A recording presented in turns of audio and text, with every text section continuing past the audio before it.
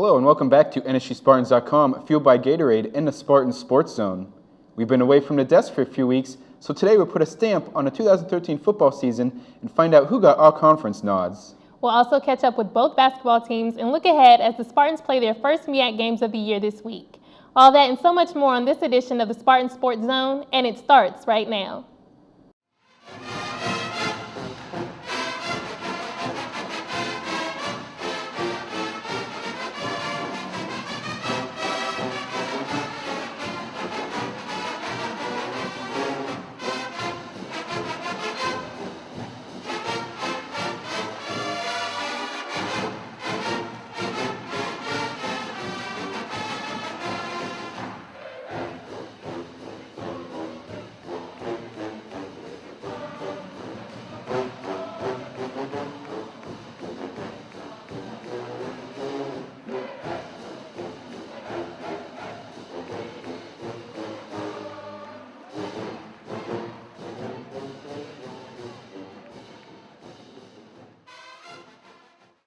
Hello and welcome back to the Spartan Sports Zone. I'm Mike Bello, the Assistant Sports Information Director, joined by Sports Information Assistant Chandrea Lee. It's a big show today, and we'll start by closing the book on Spartan football. The Spartans dropped their last two games on the gridiron to close out the year with a 3-9 overall record and a 3-5 mark in conference play. The Spartans had more than 400 yards of total offense, but missed opportunities on special teams allowed North Carolina Central to pull out a 24-13 victory on November 16th. NSU missed 3 field goals, including one that was blocked and returned for the go-ahead touchdown by the Eagles. Returning home for Senior Day against South Carolina State to close out the season, NSU was unable to get into the end zone in a 17-3 loss at Dick Price Stadium. The teams combined for only 427 yards of total offense. 2 touchdowns for the Bulldogs off a pair of NSU turnovers proved to be the difference in the second half. Spartan running back Deuce Finch finished with 1,100 yards on the ground and was one of 7 NSU players named All-MEAC. Finch, tight end Joe Hawkins, linebacker Lyndon Trail, and cornerback Darren Merrow were each named to the All-Conference first team. Linebacker Deion King was named to the second team, and offensive lineman Blake Matthews and defensive lineman George Riddick earned a spot on the third team. The Spartans return most of their defense for next year, but will lose Finch, Hawkins, and several wide receivers and offensive linemen. The Spartan men's basketball team has been on the road the last few weeks, taking part in the NIT season tip-off before heading up to LIU Brooklyn last Sunday. The road stretch started at Duke, which hosted the East Regional of the NIT. The Spartans faced East Carolina first, with a date to take on Duke the next day on the line. Norfolk State was well on the way to a showdown with the Blue Devils, but East Carolina erased a 17-point second-half deficit to win 70-62. A tip-in by Jordan Weathers came just after the buzzer, sending NSU to the consolation game against UNC Asheville.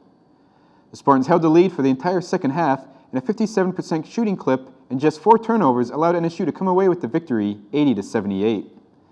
That sent NSU up to Rutgers, where the Spartans faced Fairleigh Dickinson in the second week of the NIT.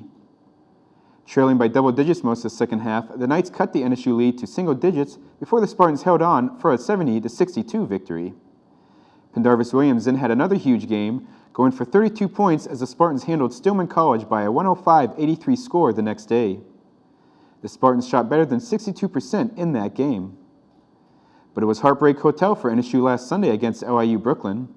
The Spartans let a 6-point lead dissipate in the final 2 minutes, and with the score tied up, the Blackbirds went down the court with less than 5 seconds to go for the winning layup at the buzzer. That 74-72 setback for the Spartans dropped their record to 5-3 on the year. For head coach Robert Jones, finishing games late will be a major emphasis. Hey, one of the big things for us is, we get out to pretty good leads and just finish it down the stretch. So in practice, we try to do a lot of different game situations to try to prepare to finish down the stretch, and we'll continue to do that so we can get better as the year goes on, finishing up games down the stretch. Senior Brandon Good was named the MEAC Defensive Player of the Week this week after averaging 10.3 rebounds, 4.3 blocks, and 1.3 steals over a 3-game stretch. The women's basketball team competed at the University of Texas San Antonio Thanksgiving Classic, where they fell short to UT Pan American 50-36. Junior Quenisha Leonard led NSU with 9 points and 8 rebounds. Senior Rachel Gordon had a great night defensively as she posted 26 rebounds to move into 8th place all-time in career rebounding at NSU. Head coach Deborah Clark was pleased with Gordon's defensive effort.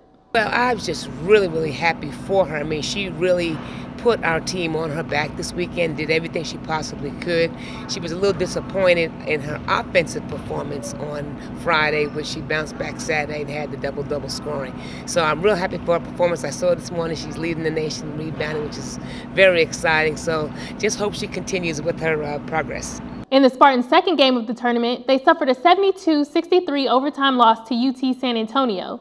Junior Ebony Brown nailed a jumper with 3 seconds left to send NSU into overtime, with UTSA tied at 58. In the end, UTSA proved to be too much for the Spartans. Gordon led the way, earning her second double-double of the season with 15 points and 14 rebounds. Brown finished the game with 13 points, and redshirt junior Ray Corbo tallied 11 points, 2 assists, and 2 steals. Also contributing for the Spartans was freshman Logan Powell, who tied her career high of 8 points and also posted a career high 12 rebounds in the game. NSU is now 2-4 on the season, and Ray Corbo leads the Spartans in scoring, averaging 13.7 points per game. Coming up after the break, we'll pair up 2 volleyball players in our weekly segment, Know Your Fellow Spartan. And the basketball teams aren't the only ones in competition this week. We'll also find out what the track and field and bowling teams are up to. All that and more coming up on the Spartan Sports Zone. Secure your future by getting a top-notch education only at Norfolk State University. With world-class faculty and facilities, a bustling campus life, and highly regarded programs in the College of Science, Engineering, and Technology in the School of Business, Norfolk State is one of Virginia's leaders in higher education. Founded in 1935 as a beacon of hope to the region's youth, more than 78 years later, the university remains a source of inspiration for those in the Hampton Roads region and beyond who aspire to fulfill their dreams. A military-friendly school in one of the largest military areas of the world, Norfolk State University is home to faculty researchers who have forged partnerships that have created cutting-edge virtual learning environments. With more than 30,000 alumni, Norfolk State has played a vital role in our community in the past and is serving in a critical role today, and will continue to be an academic leader in the future. Find out more at nsu.edu. Norfolk State University, infinite possibilities. Welcome back to the Spartan Sports Zone. For this week's edition of Know Your Fellow Spartan, we went back to the volleyball court to pair up senior Coralie Jarema and sophomore Darcy Moore. Spartan Sports Zone correspondent Chandrea Lee has more from Joseph Eccles Hall. Welcome back to this week's edition of Know Your Fellow Spartan. This week we have volleyball players Coralie Jarema and Darcy Moore. And we'll start with Darcy.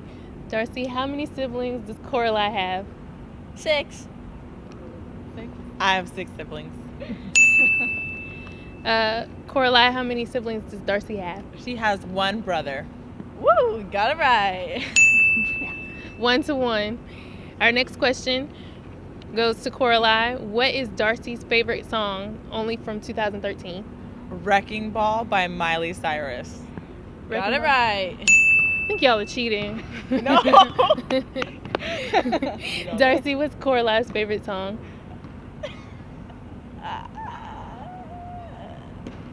I'm gonna go with Wrecking Ball 2.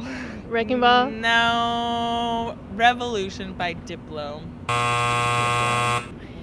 Offense or defense, which one do you think Coralie enjoys playing more? Let's say offense. Offense? Yes, it's offense. And which one do you think Darcy enjoys playing more? Offense. Got it right. Coralie, what's Darcy's favorite animal? I would have to go with kittens. Kittens? Right. A cat, yeah, we can give it to her. I still get it. You get it. And Darcy, what's Coralie's favorite animal? Panda. Panda. Why the panda? I don't know. I think they're so cute, especially when they're little babies, little fluff balls. Darcy, what's Coralie's favorite accessory to wear? Rings. Rings? I put earrings. I want earrings more than I want rings. No, you want all the time. For a run week. that ring. Check back at our YouTube page at youtube.com/NSU Athletics later this week for the entire episode. Both basketball teams open up MEAC play this week against Florida A&M and Bethune-Cookman at Joseph Eccles Hall. The Spartans will face the Rattlers of Florida A&M on Thursday, beginning with the women's game at 6 p.m. The Rattlers stand 5-3 overall thanks to the play of Jasmine Grice, who ranks second in the MEAC with 22.4 points per game. Coach Deborah Clark knows that the team has plenty of work to do in practice in order to get ready for conference play. It's going to be defense. You know, FAMU, they traditionally score a lot of points. We're going to have to contain Jasmine Grice, averaging 22 points a game, and her partner, Spartan, who's averaged about 13 points. So I think, solid defense is going to be real important, and rebounding. They have some really athletic post players who get to the boards really well. So boxing out and having a solid defensive effort is going to be key for both games, actually. The Rattler men own a 2-5 record this year with their only Division I win coming against Stetson. Jamie Adams leads the team with 17.4 points per game. Both Spartan teams will then face Bethune-Cookman on Saturday, beginning at 4 p.m. with the women's game. Neither Wildcat team has defeated a Division I opponent this year. Chastity Taylor averages 16.1 points per game for the women, who own a 2-5 record. The Bethune-Cookman men had lost 5 in a row prior to a Tuesday night contest at Stetson. Michael Trapp averages 13.5 points per game for the Wildcats, who are 2-7 on the season. Coach Robert Jones knows the Spartans will need to be prepared with a target on their backs. Well, these two teams, I think they're going to play better than what their record shows. With us being preseason number one, we're going to get every team's best shot. So, whatever their record is not going to determine how they're going to play in that game. They're going to give us a really good game, and it's going to be a game that we have to be prepared for and mentally focused in order to win these two games. Both men's games will begin approximately 25 minutes after the conclusion of the women's games. The NSU bowling and track and field teams will be in action this weekend, and for the track teams, it will mark the start of the indoor season. Both track teams will take part in the UMES Coach O Invitational on Friday in Princess Anne, Maryland at the Heitch Athletic Center. After a big improvement at last year's outdoor MEAC meet, the women are looking to take another step forward during the indoor part of the season. This will mark the first of 5 weekends of competition during the indoor season this year for the men, who are ineligible for the MEAC championships. Sitting in a 3-way tie for first place in the MEAC South, the Spartan Bowlers will look to separate themselves from the pack at this week's MEAC Southern Divisional. The meet will be hosted by Bethune-Cookman in D-Land, Florida. NSU is currently 5-3 in conference play, tied with North Carolina A&T and Florida A&M. This weekend will mark the last competition for both the track and field and bowling teams before the end of the calendar year. It's now time for this week's top 3 performances. Coming in at number 3 is senior center Brandon Good. The New York native was named the MEAC Defensive Player of the Week on Monday, thanks in large part to his shot-blocking efforts against Fairleigh Dickinson and Stillman. Our number 2 performer is Good's teammate and fellow senior Pendarvis Williams. He totaled 32 points, 7 rebounds, and 5 assists in the Spartans' victory over Stillman, the second time this year he has had 30 points in a game. And our top performer this week is senior forward Rachel Gordon. She set the NSU Division I record with 26 rebounds last week against UT Pan American, the most rebounds by a Spartan player in 24 years. Gordon currently ranks number 1 in the nation in rebounding. Thank you for joining us this week, and just as a reminder, you can listen to both basketball doubleheaders this week live on Hot 91.1 FM.